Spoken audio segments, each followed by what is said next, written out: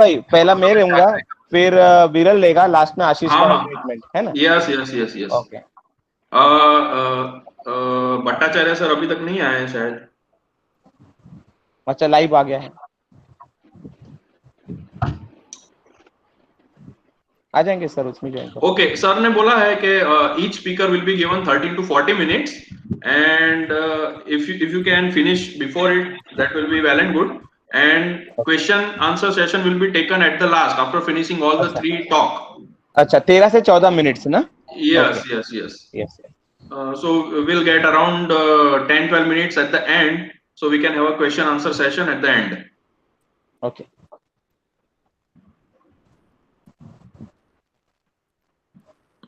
Mehul sir, you can begin with introduction. पंडित जी कोई આવ્યું જ નથી. સર આ તો પેનલિસ્ટ ની લિંક છે. Okay. Viewers are on the different platform અને એ Facebook પર લાઈવ થાય છે. So please begin. Okay, so we can start, right? Ashish, you can close your presentation. Yes.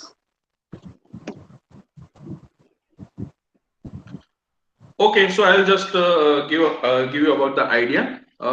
Today, on behalf of Parul Institute of Medical Science and Research, I welcome all of you for the presentation regarding recent pandemic, that is COVID-19, which we are facing, not only we but all over the world. So we have decided to take advantage, and we are going through this webinar for the awareness regarding the diagnosis of the COVID-19, cardiovascular manifestation, and management of COVID-19. So we have three esteemed guests today. First topic, that is diagnosis of COVID-19, will be covered by Dr. Rajesh Roy, who is an associate professor in Parul Institute of Medical Science and Research. He will be covering diagnosis of COVID-19. After that, cardiovascular manifestation of COVID-19 will be covered by Dr. Viral Gandhi, who is a cardiologist by profession and attached at Parul Institute of Medical Science as a physician. And the last topic will be delivered by Dr. Ashish Bhavisi, who is a specialist in infectious disease, and he will cover the management of COVID-19. So we all know this COVID-19 pandemic. It is a coronavirus, which is a RNA, single-stranded RNA virus, and which has a vague manifestation, that is clinical features are very vague, starting from fever, cough, cold, and it will involve the GI tract, renal failure, and brain also. So all the clinical manifestations are very vast. So our speaker will cover all your confusion, all your queries in today's our webinar on COVID-19. So now I will welcome Dr. Rajesh Roy for the presentation regarding the diagnosis of COVID-19. Dr. Rajesh sir, you can start your presentation now. Thank you, Dr. Mehul, for the kind words. Hello, everyone. I'm Dr. Rajesh Roy. We'll be presenting on the diagnosis of COVID-19. I'm an associate. So without wasting much of the time, let us begin straightforward. I'll just share the screen for you all to uh, start my PPT on diagnosis of COVID-19. Yeah.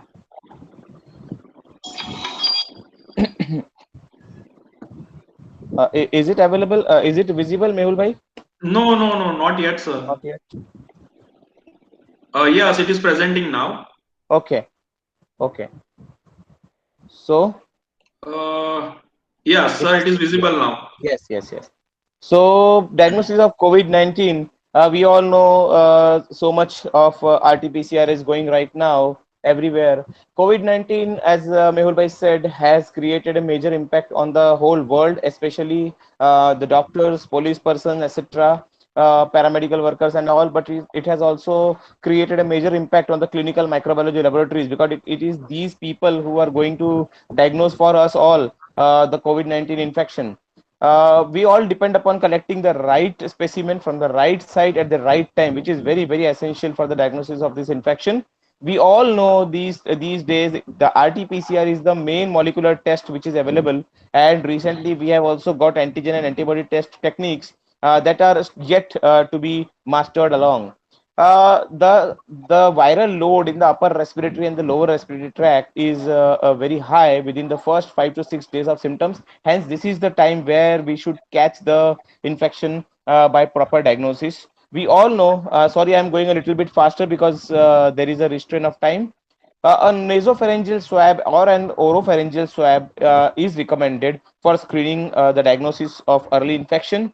However, we should keep in mind that oropharyngeal swab will detect the RNA, that is, it will diagnose the infection in 32% patients, whereas nasopharyngeal swab is more sensitive and it will catch around 65% of the infection out of 100. The technique of collection, we all know that for collection of the nasopharyngeal swab, the swab has to be inserted deeply into the nasal cavity, so much so that the patient should flinch, patient should feel a bit of discomfort, because that means that the swab has hit the target. The swab should be kept in place for around 10 seconds and it should be swirled 3 times so that proper collection of a sample is there. There is a theoretical risk of transmission, the transmission of the infection during sorry, during collection of the specimen, but that is negligible.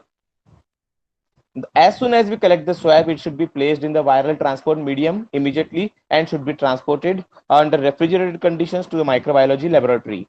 It should be noted, however, that in some cases, saliva, nasopharyngeal swabs, or the oropharyngeal swab may miss early infection. And in that case, we'll have to take sample from lower respiratory tract, because much of the time when the patient comes to us with clinical picture of viral pneumonia, the patient is deteriorated, etc. The virus is actually hibernating or hiding in the lower respiratory tract. Late detection or monitoring of patients who come in very severe state with very big pneumonia patch or something like that, ideally in such cases a sputum or a bronchoalveolar lavage should be taken, as they will yield a high viral load for the diagnosis of COVID-19. In that case, practically what we can do, suppose a patient has came to us with very severe pneumonia and in acute respiratory distress syndrome, which is very common when the patient of COVID-19, especially older people, come to us, and we decide to intubate the patient. So while intubating, we should try to collect the sample straight away, which will save our time and resources. However, some patients with COVID-19 pneumonia have demonstrated high viral load in their fecal material also. This is from a research from the United States of America, where they have also taken rectal swabs for detection of COVID-19 infection, that says that COVID-19 not only can be detected from oropharyngeal or nasopharyngeal swab, but many a time they have taken this swab from the rectal area also and subjected to real-time RT-PCR, which have shown that the virus can be cultured from, can be caught from that area also. Now, because this test is a reverse transcription method test, the saliva or swab used to collect the clinical specimen should be quickly added to the lysis buffer, so that to disinfect the specimen as well as to stop degradation of the corona RNA, because it is the RNA that we are going to detect in the test. The clinical specimen swab should not be heated, because it will then destroy not only the coronavirus but the RNA as a whole, and then we cannot detect the presence of the RNA and the diagnosis will be missed. Recently, we have also developed, many states of India has started presenting this immunoassays, wherein we are detecting the antigen or antibodies. But remember, the rapid antigen test, they provide that, obviously they provide the advantage of giving the result within half an hour or so. But with experiences from other influenza viruses throughout the world, it is known that this test is having a very poor sensitivity, especially early in the part of infection, and hence it is not very sensitive in taking out the true positive cases, although some cases that can be detected by this test will be detected very fast. The measurement of antibodies is an indirect measure of infection that is best utilized retrospectively, because what we do in serological measures, we detect the antibodies against the COVID-19. So if I have a higher amount of antibodies in my body, it will signify that I have undergone this infection in the past, and that has given rise to the development of IgM and IgG levels in my body, which is very useful, especially in healthcare workers, to give an idea regarding the immunity of the patient. And to give an idea that I have already suffered, as well as we can donate the plasma for plasma exchange therapy. Coming to the RT-PCR, the major advantage of real-time RT-PCR is that we do amplification and analysis at the same time, so that it minimizes the amount of false positive results. To cover in brief regarding RT-PCR, RT-PCR will detect the structural genes, which are nothing but the S gene, E gene, M gene, helical gene, and the nucleocapsid N1 and N2 gene, which is very much detected in United States of America. And we have the viral replicating genes, which is nothing but the RNA-dependent RNA polymerase, the hemagglutinin esterase, and the ORF1A and 1B. However, there are two schools of thought. United States of America states that we should detect nucleocapsid N1 and N2, which is in the structural genes, if you can see on the screen. But WHO says that the first line of screening is detection of the E gene and the RNA dependent RNA polymerase. It should be remembered that RNA dependent RNA polymerase has the lowest limit of detection in vitro and highest sensitivity and specificity. So in our laboratory, if you see the report, we detect the E gene and we detect the RT-RP gene. S genes are further divided, the structural gene, into S1 and S2, and the main role of S gene is to bind to the receptor, which we know is nothing but the human angiotensin converting enzyme 2 gene, which is found on the human respiratory cells, the renal cells, and gastrointestinal cells. N protein, which is detected in the United States, plays an important role for the replication and RNA packaging. Interpretation of the results. Initially, if both of the two targets in the CDC America assay are positive, N1 and N2, the test is said to be positive. We also see on the reports that there is a CT report, cycle threshold report, which should be less than 40 for any patient to be defined as a positive case. However, this CT value will give idea regarding the viral load.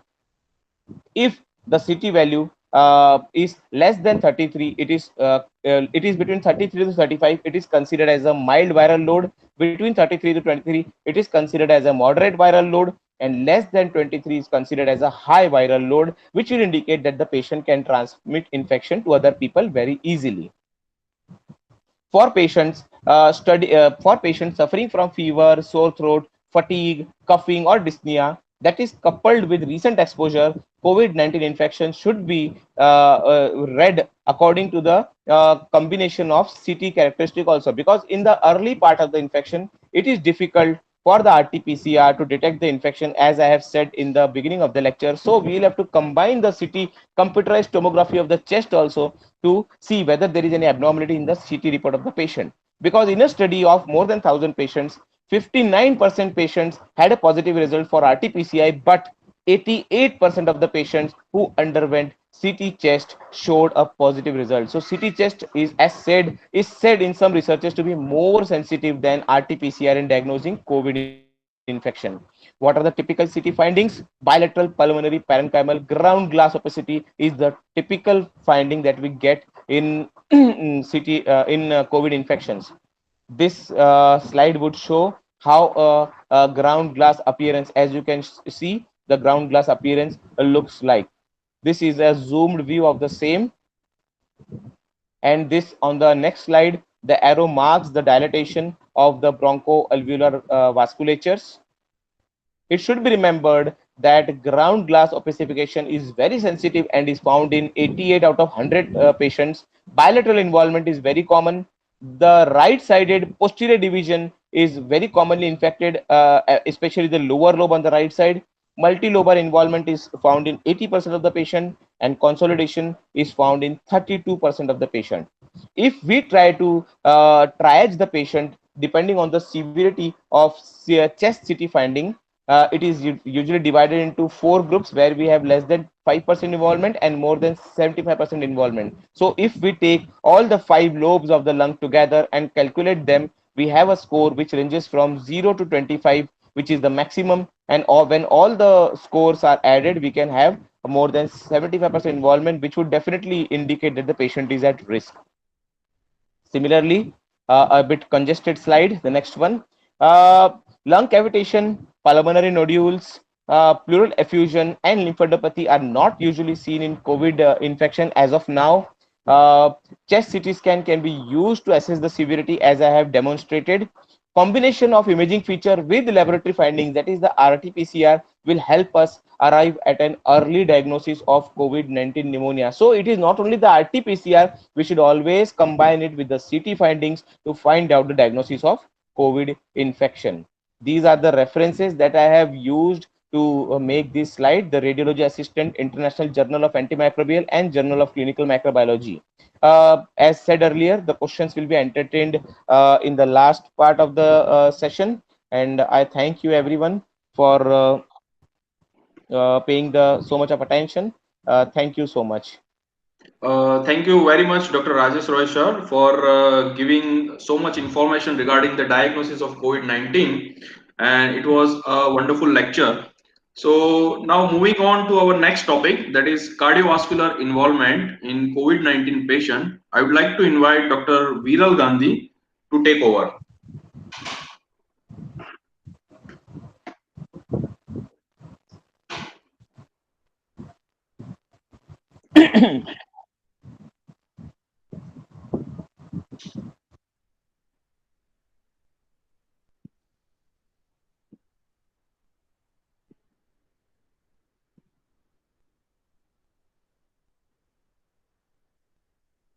Viral bhai, just open your PowerPoint. It will be seen by all of us. Yes, yes, we can see your presentation.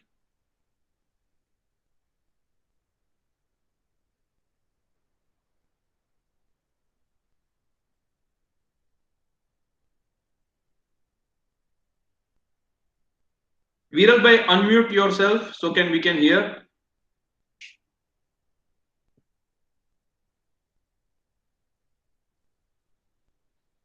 Viral bhai, please unmute.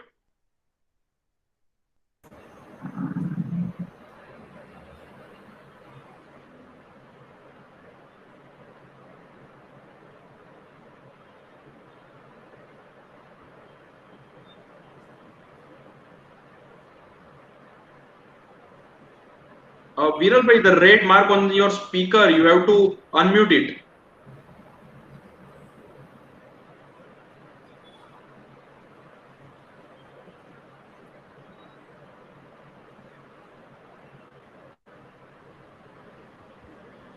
Yes, Viral First bhai, of all, just stop unmute. raising Yes, the yes, hand. Okay. yes, First of Yes. all, stop. Yeah, yeah, Okay. it's audible.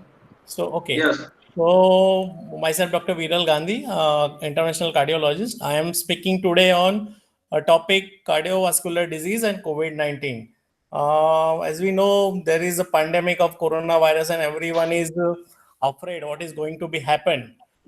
Still now, there are no much data available on cardiovascular disease in COVID 19. Still, I have gone through some articles, and I am today giving sharing you my knowledge on cardiovascular disease in COVID on this presentation. So I'll give you some introductory part on the virus. It is a emergence of novel coronavirus, officially known as severe acute respiratory syndrome coronavirus.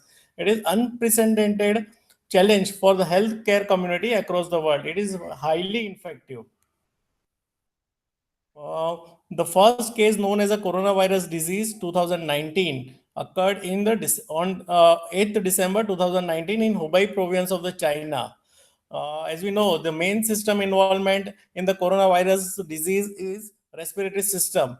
It is varying from the mild flu or like illness to the potential lethal or fulminant pneumonia. And dominant, it is a dominant clinical manifestation of which everyone suffers. This pre-existing cardiovascular disease and CV risk factors enhance the vulnerability to COVID-19.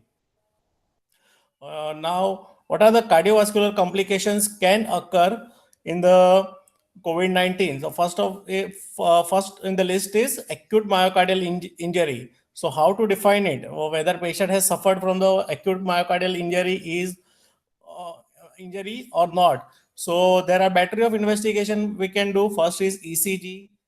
Second is a blood test like troponin I and echo. But in the to define acute myocardial injury, this guidelines has specified to do a troponin I. which should be more than 99 percentile of upper reference limit. And it is most commonly reported as cardiovascular abnormality. Incidence is 8 to 12%, which is this data is taken from the laboratory abnormalities in the patient with COVID 2019 infection, clinical chemistry lab medicine 2020. Now, it has a strong adverse prognostic value. If the patient has suffered from the acute myocardial injury in COVID-19, the prognosis is worse for the patients. Uh, but till now, no study has described incidence of STEMI in COVID-19. Second is acute coronary event like unstable angina, stable angina. The incidence is very low and it is not reported. Now, if the patient suffers from the left ventricular systolic dysfunction or not, but incidence has not reported directly, say directly that this patient with coronavirus disease developed left ventricular systolic dysfunction independently acute myocardial injury. Fourth one is heart failure. Heart failure is little more common in the this coronavirus disease. This data is taken from the clinical this retrospective cohort study, Lancet 2020. The article was clinical cause and risk factor for the for mortality of adult incidents with COVID-19 in Wuhan, China. The rate was 52% in those who died, while 12% in those who recovered and were discharged. Hello, you can hear me, na? Hello. Yes, Yes, we can hear yes, you. We little can boy, hear we you. can. Yes, we can hear you. Okay. The fifth one is arrhythmia. Incidence is 16.7%, 44% in severe illness, while in mild cases it is 8.9%. It is taken from the JAMA 2020. Now, potential long-term complications. It is too early to have a data on this. So data is not collected or published. Now, what is the pathology behind this myocardial injury and coronary artery disease? So there are many consideration and many mechanism has been given. I'm just describing it 4 to 5 mechanism which is most commonly accepted. So first is and most accepted mechanism is direct myocardial injury. When SARS-CoV-2 binds to the ACE2 protein expressed in the hearts and lung, which alters the ACE2 signaling pathway, and it caused the myocardial and lung injury, which is most commonly accepted mechanism for the lung as well as injury to the myocardium. Second one is acute myocardial demand supply ratio. Because of the infection and sepsis, there is high output state and tachycardia, which increases the cardiometabolic demand, and hypoxia. Both can cause the supply demand mismatch. Third one is systemic inflammation. The acute systemic inflammatory response and cytokine storm can cause the multi-organ failure.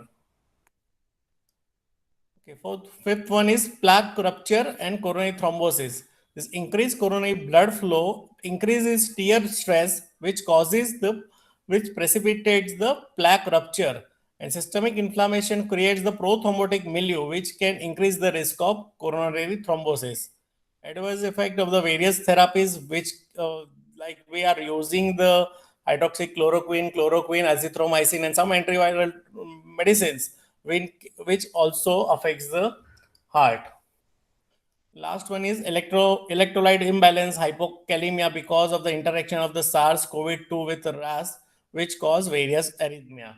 But there is no direct evidence that this virus can damage the electrical system of the heart and can cause the arrhythmia. Arrhythmia is secondary to some metabolic derangement. Now, role of the underlying CV abnormality. Suppose patient has got cardiovascular abnormality, and those patients are having maximum chance of on getting into the severe illness and death. So the one meta-analysis of six studies published from the China, in which 1527 patients were taken, in which the prevalence of the diabetes was 9.7%, cardio cerebrovascular disease was 16.4%, and hypertension was 17.1%. In this study, in presence of diabetes, cerebrocardiovascular disease, and hypertension associated with the twofold, threefold, and twofold, subsequently, greater risk of having severe disease or requiring ICU. In this study, overall case fatality rate was just 2.3%, but it increased in hypertension to 6%, in diabetes to 7.3%, and cerebrocardiovascular disease it was maximum. It was 10.5%. Now, in some data has published in various nations, from that we have concluded that the CFR have been lower in China, outside Hubei province, and many other countries, but higher in some European countries. Reason we don't know, just it was published data, so I am presenting to you. This article data was published in the World Health Organization coronavirus disease 2019.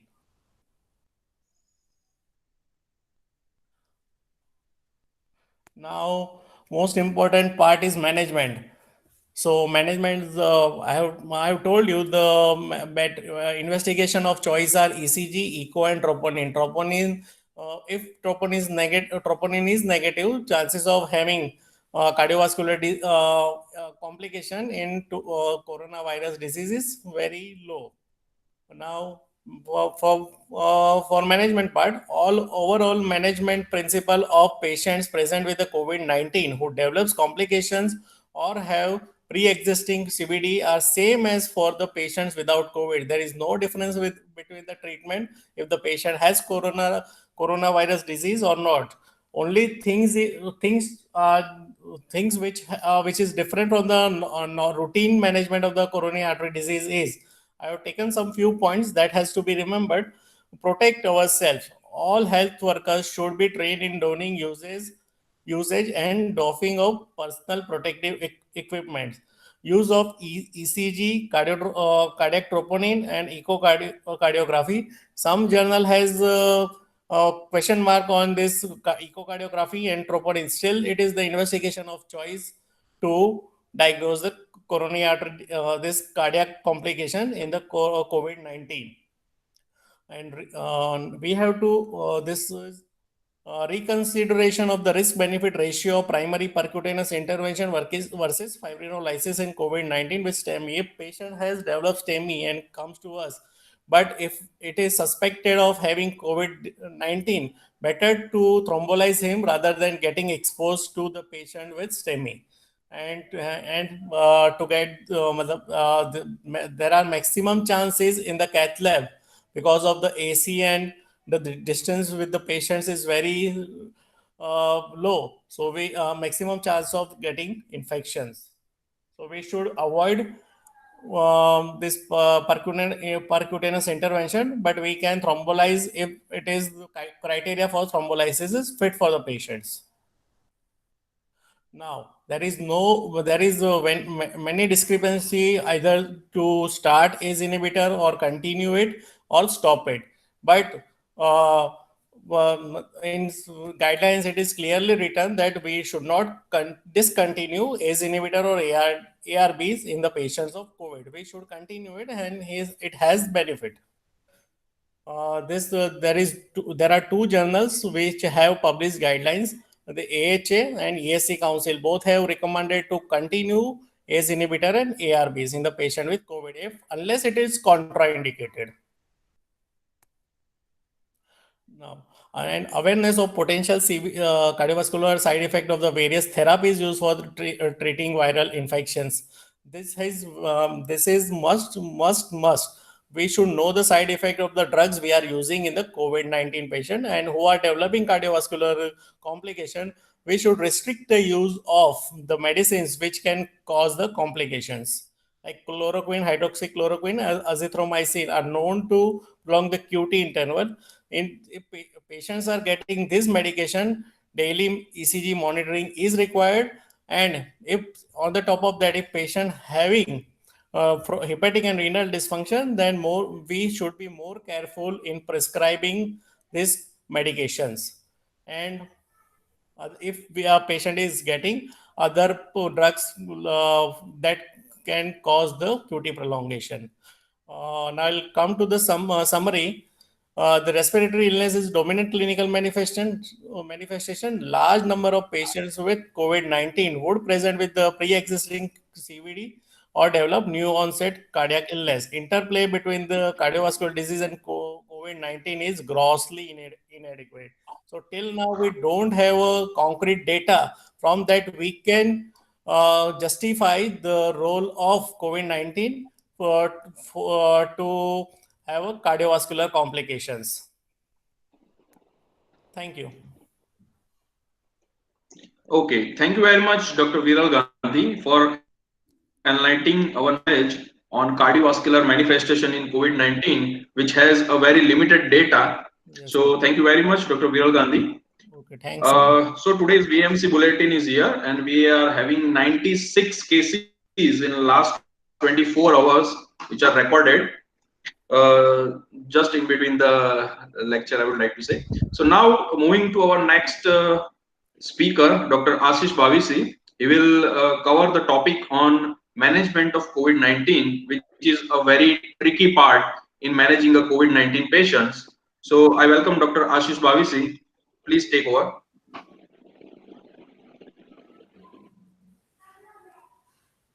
Yeah, hello everyone. Thank you for such a kind word, Dr. Mehul.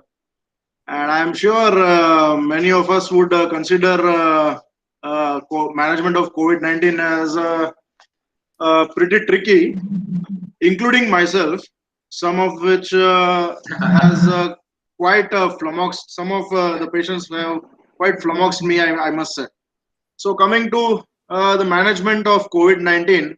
It's a vast topic, and I have tried to. Am I audible? Yes, you are audible. Ashish, please share your PowerPoint. You have to again press that present now and select the entire screen, and then share.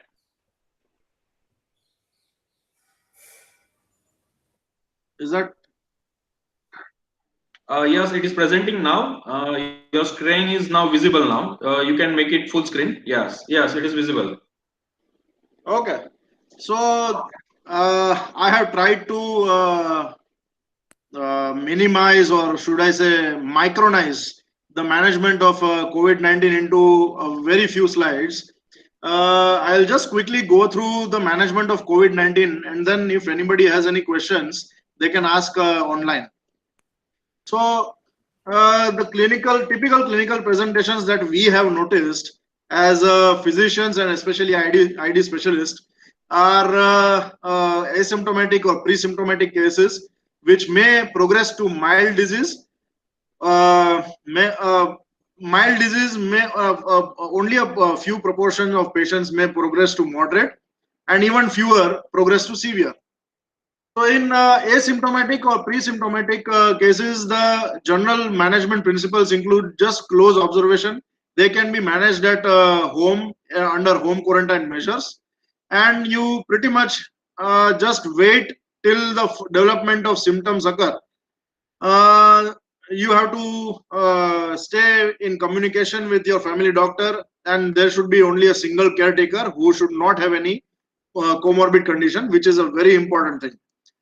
Frequent hand hygiene of close family contacts if home quarantine measures are under effect, and HCQ prophylaxis of close contacts are which is recommended by ICMR but not recommended by Infectious Disease Society of America.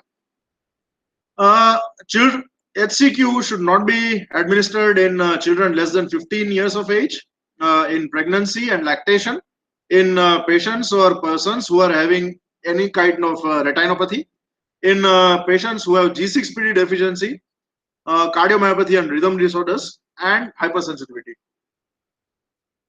Now, by definition, a mild disease consists of symptoms limited to upper respiratory tract or GI symptoms along with constitutional symptoms. They can be managed at home provided provisions are made for a daily follow-up with temperature, vitals, and oxygen with their family doctor. In cases with comorbidities, in spite of having a mild disease, they should be admitted indoors, and they should be watched for development of signs of deterioration like breathlessness, chest pain, lightheadedness, or a drop in saturation, which is known as silent hypoxia or happy hypoxia. The treatment essentially consists of conservative management with acetaminophen for fever, HCQ, and adequate nutrition and hydration. Moving on to management of moderate disease. By definition, the moderate illness consists of presence of pneumonia, which may be with or without hypoxia. But the important exclusion of this criteria is that there should not be any presence of any component of ARDS or MODS or multi-organ dysfunction syndrome or SIRS. The patient has to be admitted in COVID ICU because they will you have to keep a watch if they develop further signs or symptoms of severe disease. The hallmark of management of such patients is supplemental oxygen therapy. You can choose your device from a wide variety of availabilities like nasal prongs or masks with rebreathing or non-rebreathing reservoir bag or high flow nasal cannulation. In such kind of ventilatory procedures, awake prone ventilation has proven to be a very strong effect for moderate disease as well as in severe disease, and it is strongly indicated in moderate patients with a PF ratio of less than 150 with 60% FiO2 and PEEP of more than 5. It is strongly recommended also in severe cases with ARDS, and the duration of prone ventilation should be up to 16 to 18 hours a day in moderate cases, while in severe ARDS it can be reduced to more than 12 to up to 14 hours per day. When to stop the awake proning procedures? Now it is debatable, but essentially when a PF ratio of more than 150 is achieved with a 60% FiO2 and more than PEEP of more than 5. The pharmacological management of moderate disease is limited as of now. For now, according to ICMR guidelines, hydroxychloroquine of 400 mg BD on the first day, followed by 200 mg 1 BD for 4 days after ECG assessment, which should be done daily.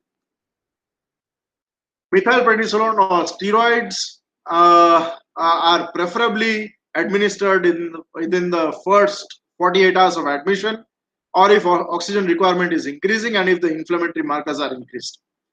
Due to the disease process which is associated with high incidences of hypercoagulable state leading to cardiovascular disease, even sometimes microthrombi in the pulmonary vasculature, which can cause ventilation perfusion mismatch, and in some cases also cerebrovascular disease.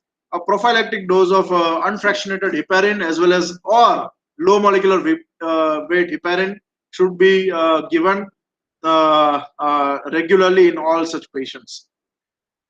If there is any comorbid conditions associated with the presentation, it should be controlled, like diabetes or hypertension, and CRP, D-dimer, and ferritin should be monitored almost 48 to 72 hours intervals. CBC with a differential count, absolute lymphocyte count, and RFT and LFT should be done daily. Empirical antibiotic therapy, although there are no clear-cut guidelines, however, secondary bacterial infections have been documented in elderly and immunocompromised, and hence, in general, it is recommended. Moving on to severe cases, these by definition include pneumonia with ARDS or type 1 respiratory failure, or pneumonia with MODS or shock. So, the hallmark of such presentation and the management of such patients include early supportive therapy and monitoring, which includes supplemental oxygen therapy as above, fluid management, which can be conservative or aggressive in case of shock, and early elective intubation in patients with increased work of breathing, typically suggestive of type 1 respiratory failure.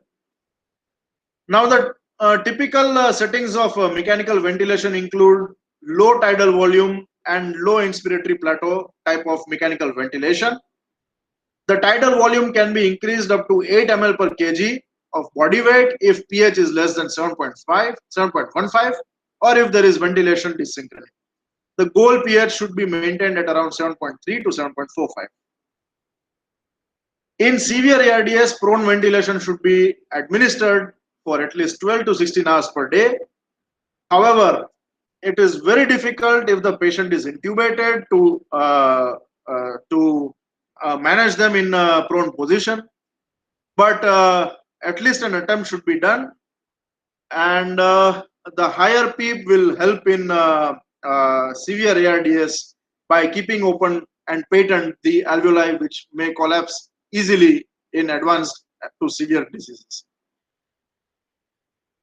Avoid continuous neuromuscular blockage if PF ratio is less than 150, and ECMO should be strongly considered in refractory hypoxemia. Now, management of septic shock, the general principles of septic shock management should be undertaken as per surviving sepsis guidelines. The early recognition of septic shock is very important because it will help us in identification and reduction in the early mortality. So how to recognize whether the patient is going into septic shock? There should be, so there are principally three criteria with which we can identify septic shock. One is the need for vasopressors, which may be required to maintain a MAP of more than 65, serum lactate levels of more than 2 millimoles per liter, or reduced urine output, which can even be, which is a very simple yet very effective measure or tool which we can with which we can identify in low resource settings. Now, moving on to the specifics of septic shock management, fluid resuscitation should be aggressive in the first 3 hours, followed by fluid boluses on as and when required basis as per the requirement of perfusion targets. In general, avoid volume overload because COVID-19 and to avoid the secondary complications of COVID-19. The goal should be the target mean arterial pressure should be more than 65.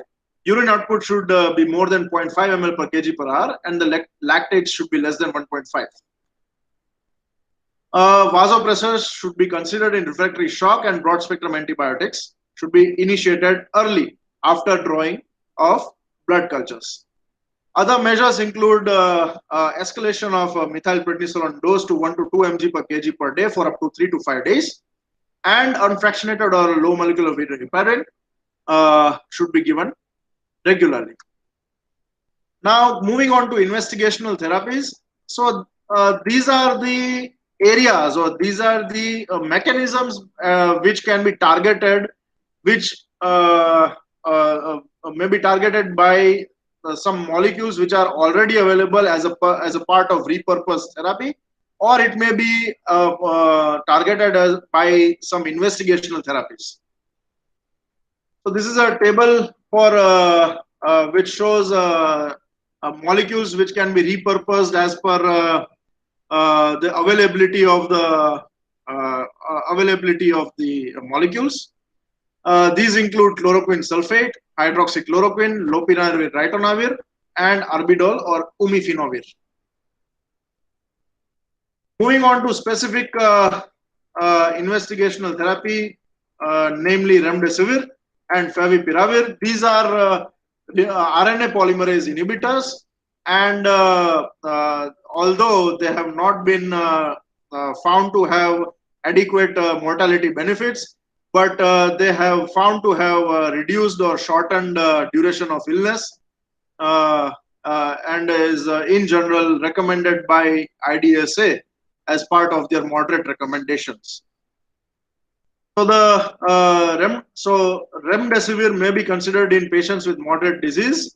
Notable contraindications include AST and ALT more than 5 times the upper normal limit, severe renal impairment, which includes estimated GFR of less than 30.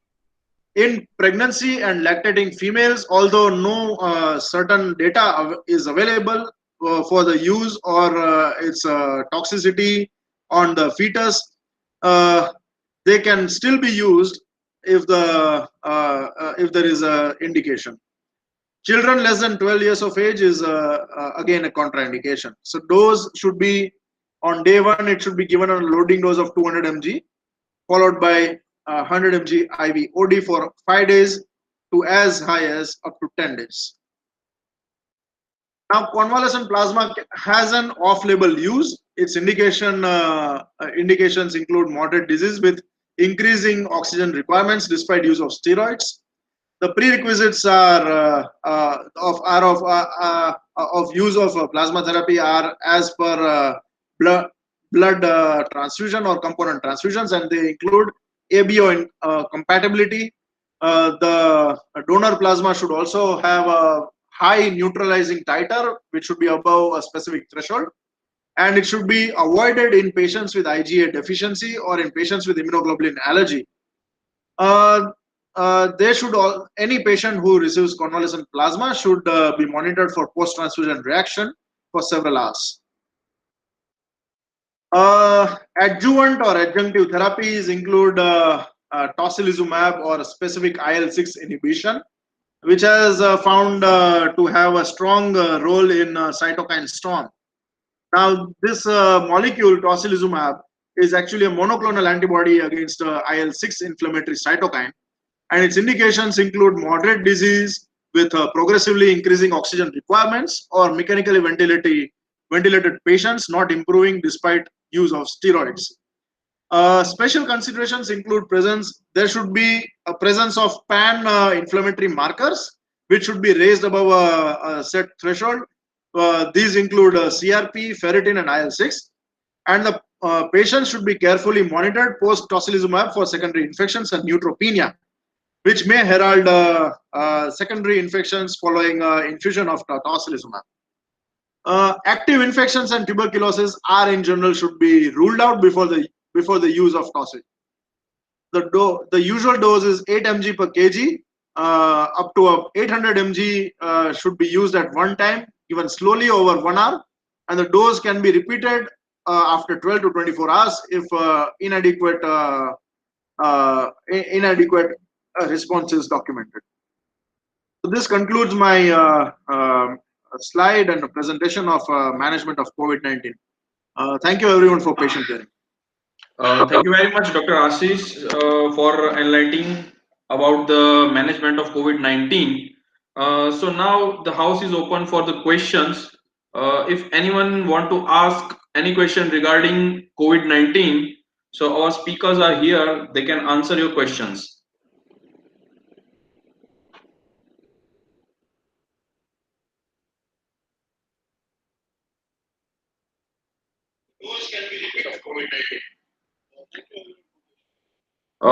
If you have any questions regarding COVID-19, you can ask.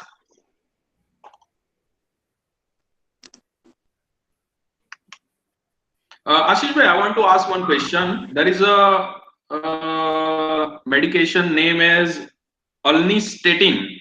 Is it useful for cytokine storm? Ulinastatin.